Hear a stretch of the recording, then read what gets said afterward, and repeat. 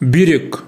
Ішкі қуысының артқы бөлігінде 11-ші кеуде 3-ші бел омыртқаларының бүйір аймағында жұп болып орналасқан экскреторлық орган болып табылады. Оның жалпы ағзадағы ең басты қызметтеріне тоқталсақ, бүйрек ағзада зәр шығаруға қатысады, яғни ағзадағы қалдық соңғы өнімдердің барлығын қаннан алып, зәрге айналдырып шығарып отырады.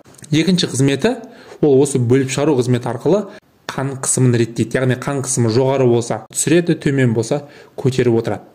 Сонымен қоса қосымша қызметтері ол D витаминінің синтезіне, эритроциттердің өндірілуіне қажет эритропоэтинді өндіруге және де амин қышқылдарының синтезіне қатысады. Ал енді бүйректің ішкі құрылысына тоқталсақ, суретте көріп тұрғандарыңыздай бүйректің қыртысты милы аймақтары бар.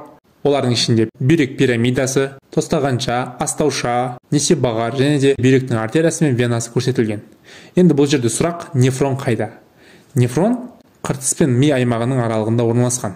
Нефрон дегеніміз не? Нефрон бұл бүйректің функционалды бірлігі, яғни бүйректе миллиондаған осындай нефрондар бар, олар бірігіп бүйректі құрайды. Ал енді нефронның құрылысына тоқталайық.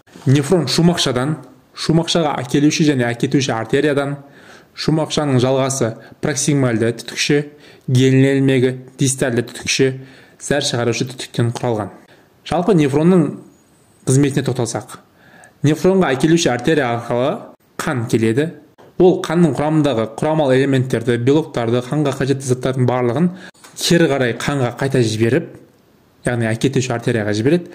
Ал сол жерде қанның құрамындағы басқа қалған қалдық өнімдерді, қажет емес заттардың барлығын проксимальды түтікшеге қарай шығарып жібереді. Проксимальды түтікшеден ары қарай гелен ілмегіне, гелен ілмегінен дистальды түтікке, дистальды түтіктен зәр шығарушы түтікке қан соңғы өнім ретінде зәрге айналып шығады.